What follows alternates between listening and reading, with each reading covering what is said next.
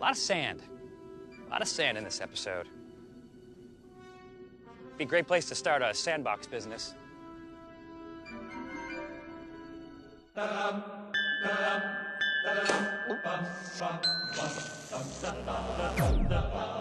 Every night, in every city around the world, it happens. People pour into local watering holes to, well, drink.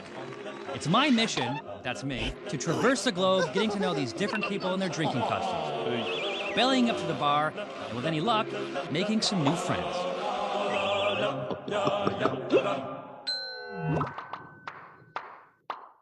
Warning!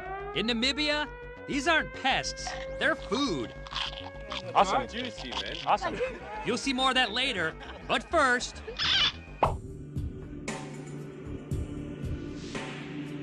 The Republic of Namibia, located in southwest Africa.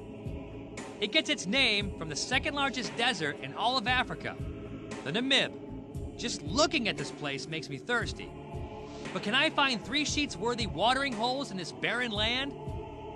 I'll do my best when I see if it's even possible to go 3 sheets to Namibia.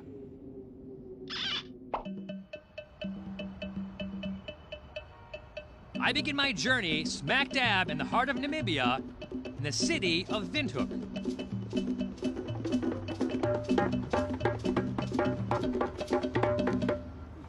If you can do that. That's it? Windhoek is Namibia's capital and largest population center. That'll be my mission. That'll be one of my missions. I'm gonna have a lot of missions in this show, and one of my missions will be to find a drum circle to play with, as a part of. Because playing the bongos by yourself is just not that much fun. Before finding a drum circle, I need to focus on my immediate mission. The reason I came to this city, to check out Namibia's largest brewery, aptly named Namibia Breweries. Okay. This is Christian Mueller, the brewmaster here. Fresh beer. The freshest beer I've ever had.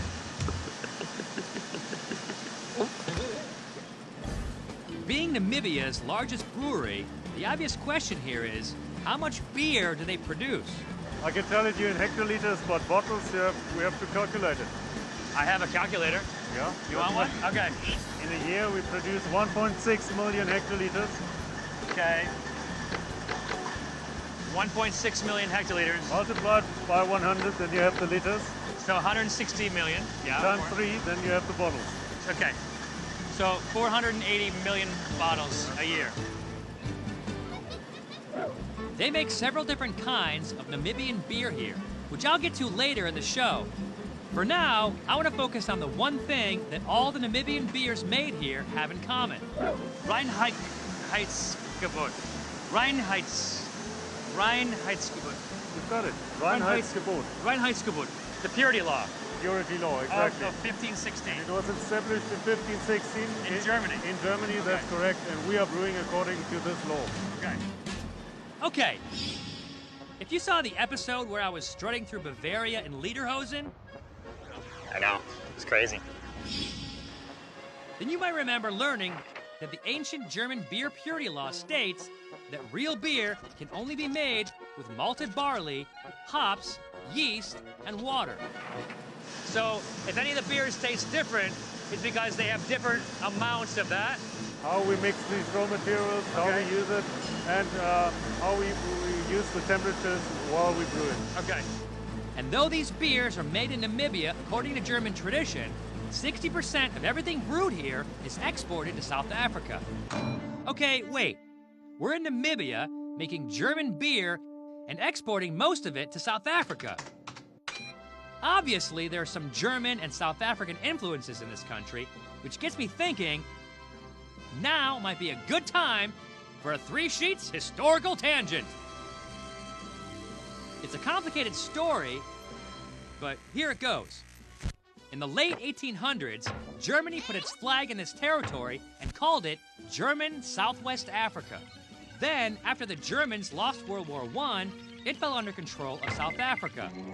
During the second half of the 20th century, there was increasing international pressure on South Africa to grant the territory its independence. And despite much internal strife, South Africa held on to it for fear that the growing nationalist movement within was aligned with Soviet communists. Then, the Iron Curtain fell, the perceived communist threat diminished, South African apartheid began to crumble, the South Africans got out, and in 1990, the internationally recognized independent nation of Namibia was formed. Woo! All right, back to the beers. Can I grab them?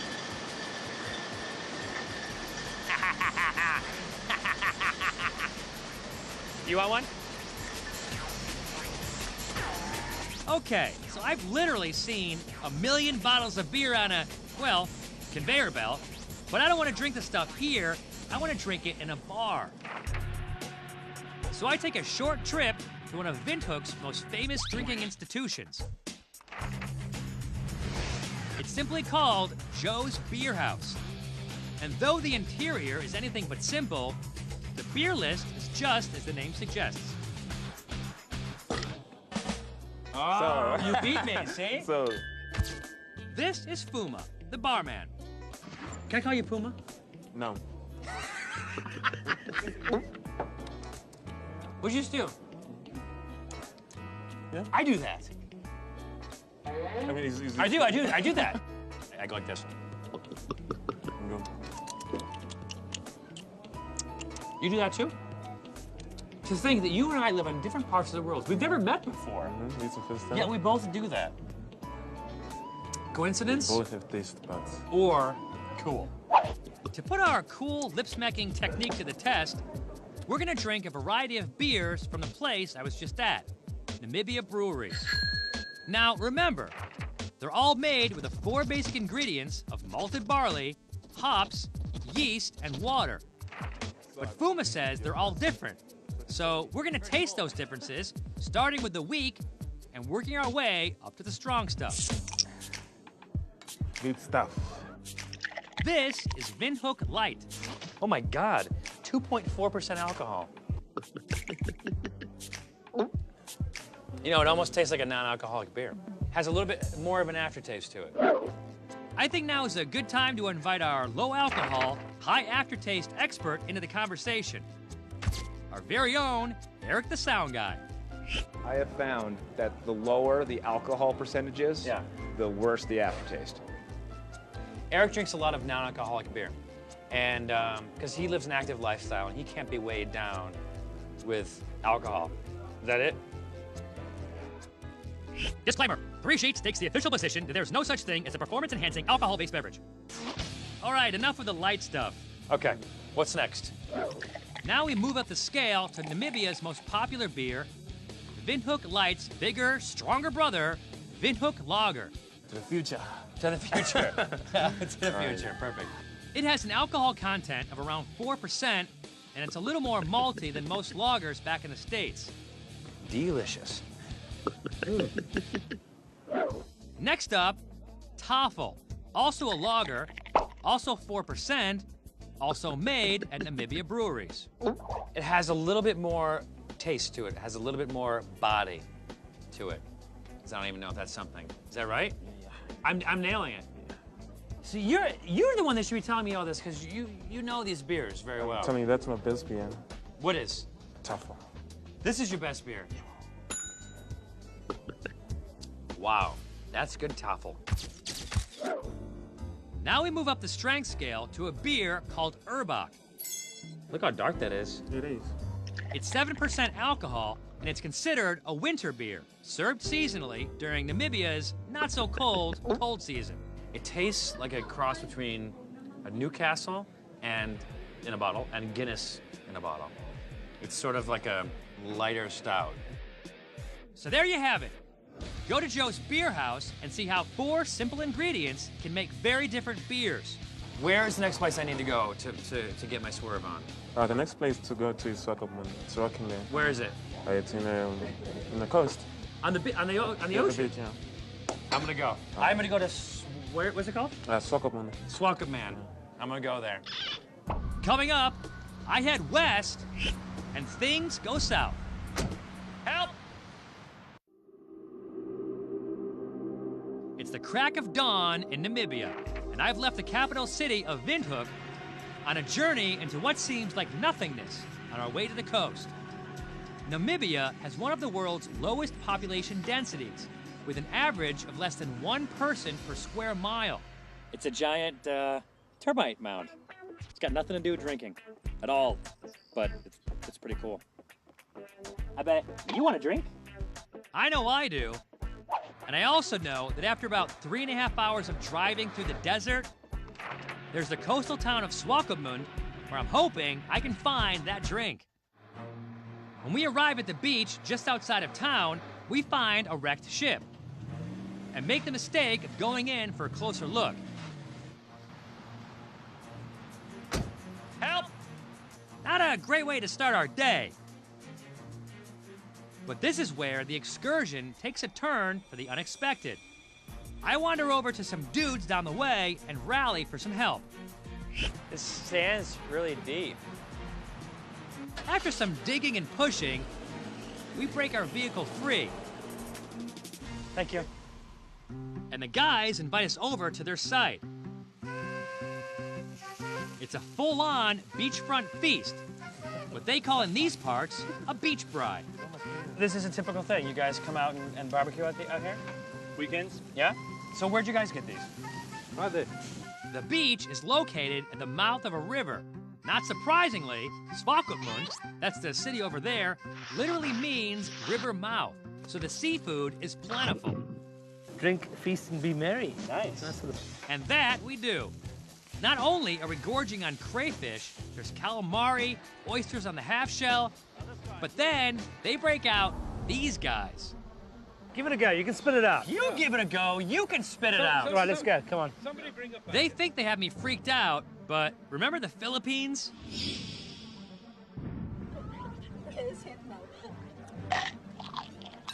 Wow, that's awesome. Bring on the grubs. It's a tiny one. Not bad, eh? Ah, good. Come on. It's not even juicy, man. Hey, wait! Did you see that? That smack talker spit his out. Oh well, his loss. You know what? Not that bad.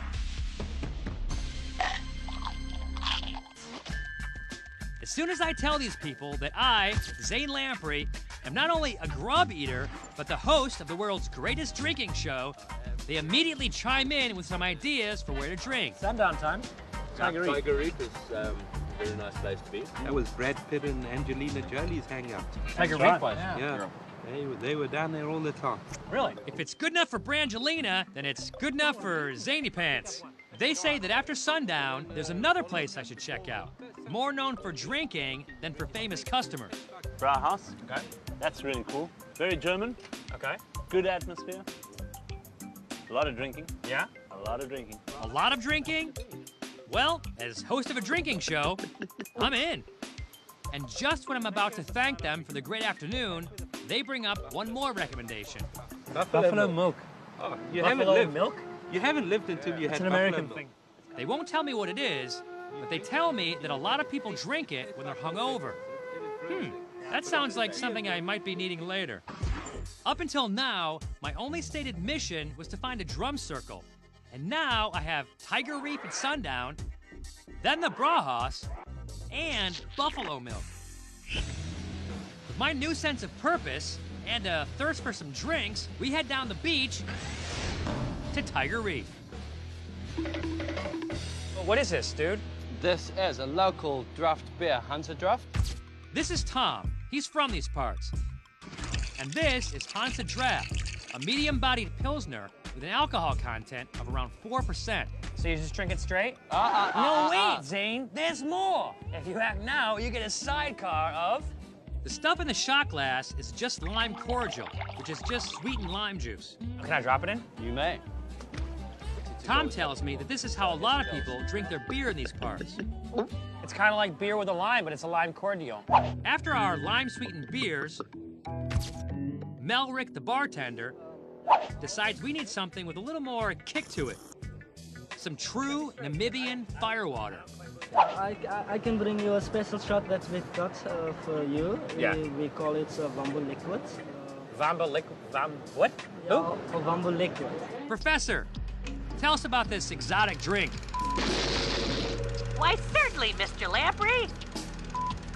The Ovambo people of coastal Namibia traditionally take the fruit of the Hyphena petersiana palm tree and ferment the fruit pulp into a sort of wine. They either drink this fermented pulp mixture or distill it into a potent spirit of roughly 80 proof, which is what you're about to experience now. Be careful, Zane. I gotta say, as far as folk liquor is concerned, this is fairly smooth. I mean, I've had worse before. It's not that bad. Next, we move on to a classic Namibian favorite, brandy and colas. And as the drinks begin to take their effect, I start to feel my groove coming on. You know what I love after a nice tall glass of a Namibian cocktail? Tell me. Drumming. And it couldn't have happened at a better time, because there's a drum circle out back. If you had enough of your special drinks, you create your rhythm. Yeah. And you can take your rhythm out I'd like to take my rhythm out on that on right the now. drum. Yeah, here's your drum. I got my own. I'm gonna get your friend a drum. Tom's not my friend. Yeah, we don't worry about him. Tom. Pay for those.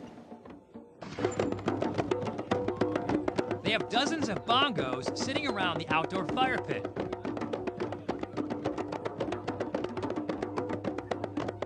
And the customers are free to bang on them till it hurts. Ow, my hands!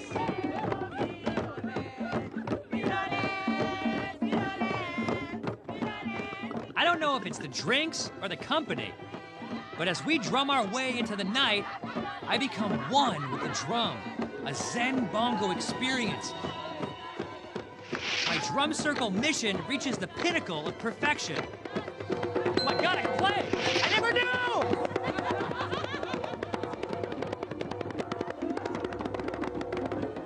And even better, the night is young, and I have another bar in my future. Coming up, strange Namibian spirits and very, very large beers.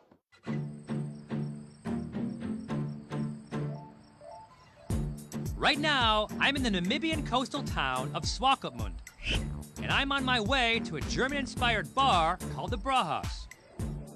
They, of course, have Namibia brewery beers on tap, and plenty of German schnapps.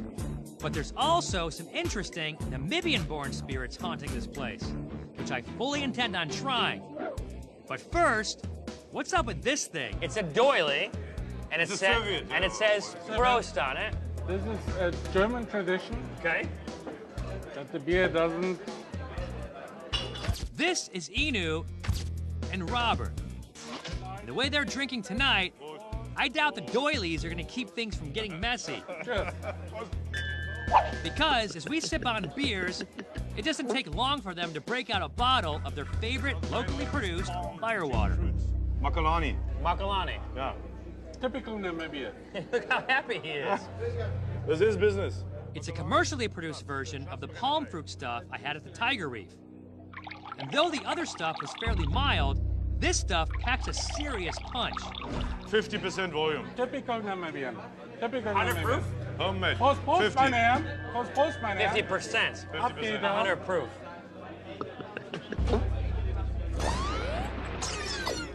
Oh. Perfect.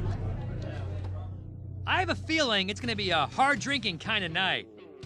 Hey! That's gonna be the killer. Hey! Everybody look! It's a little baby beer! Look at that! Actually, no beer in this mini mug. They tell me it's another Namibian original, weighing in at 80 proof. Do a shot of that. That's disgusting. What is that? That's a Yes. local Kartoffelspine. Cactusfeigenbrand. In English, prickly pear. Prickly pear? Prickly pear.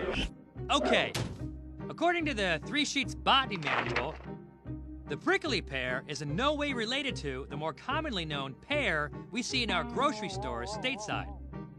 It's actually a fruit that comes from a cactus.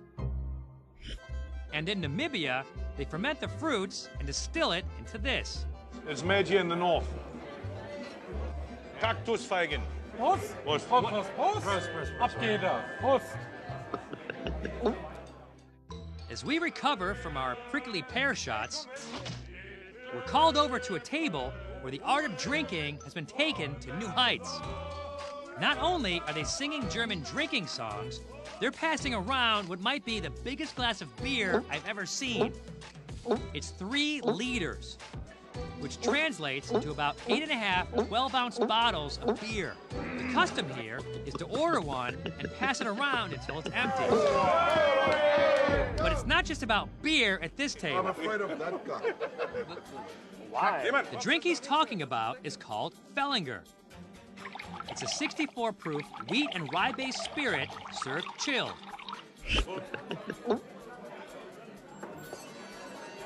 Awesome.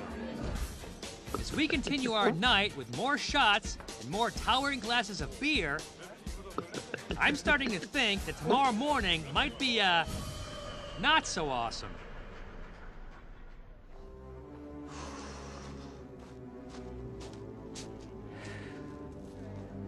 It's the next morning, and though I may be a little worse for the wear, the sand is calling me.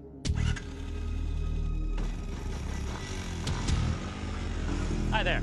I find that sometimes the best thing to do to get a hangover out of your system is replace it with some adrenaline. So I'm out here in the dunes with a big old helmet, looking like Gumby.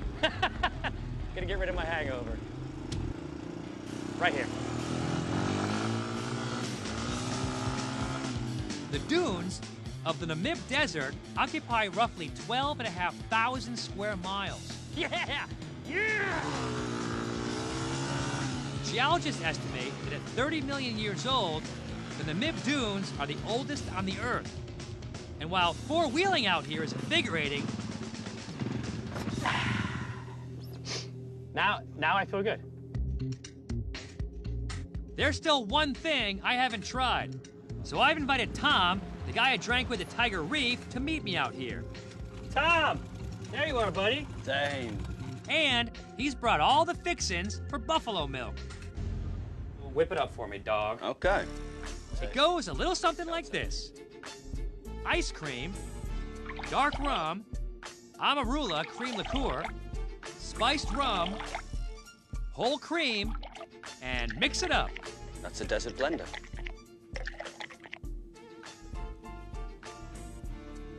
Buffalo milk. Buffalo milk. Who'd have thought I'd end up in the middle of the desert drinking a booze float? Wow. That's good buffalo milk. I started this journey knowing very little about what I would find.